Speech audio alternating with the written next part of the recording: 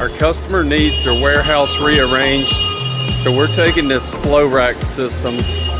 We're going to move it to a new area in their facility so they can get more static pallet rack in this area and increase their storage capacity. We've got to move this row, and we've already moved one of the other rows in the new location. This is the flow rack moved in the new area. It's 7 continuous sections. It's 9 foot deep. Flow rack in the bottom and pallet storage on top.